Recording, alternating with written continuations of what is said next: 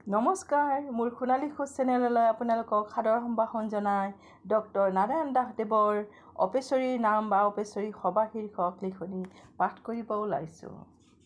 অপেশ্বৰীৰ নাম বা অপেশ্বৰীৰ সভা। অপেচৰা নাম বা অপেশ্বৰী সভা নাৰীসকলৰ এটি উল্লেখযোগ্য অনুষ্ঠান।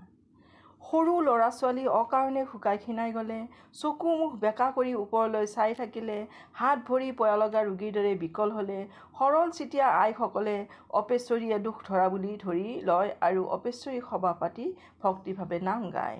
তাৰ বাবে অসুখ হোৱা ল'ৰা ছোৱালীৰ ঘৰৰ চোতালত দুপৰবেলা যথাক্ৰমে সিন্দুৰ ফুল আৰু পিঠাগুড়িৰে ৩টা এককেন্দ্ৰিক বৃত্তৰ মণ্ডল সাজি তাৰ ভিতৰতে পূবমুৱাকৈ ৯খনি আগলতি পাত পাৰি অপেচৰাৰ বাবে আসন পাতে। আসনৰ সোঁফালে অপেচৰাই জলকেলি আৰু বিচৰণ কৰিব পৰাকৈ দুটি সৰু কৃত্ৰিম পুখুৰী আৰু সিন্দুৰেৰে এটি আলি সাজি দিয়ে।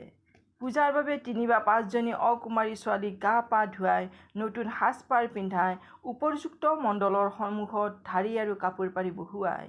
ধূপ দীপ ধূনা আৰু নৈবেদ্য আগবঢ়াই আয়তীসকলে আৰম্ভ কৰে অপেচৰা নাম।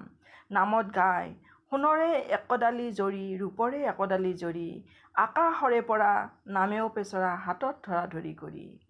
এই গীতবোৰত ভক্ত হৃদয়ৰ সৰলতা আৰু আকুলতা সুন্দৰকৈ প্ৰকাশ পায়।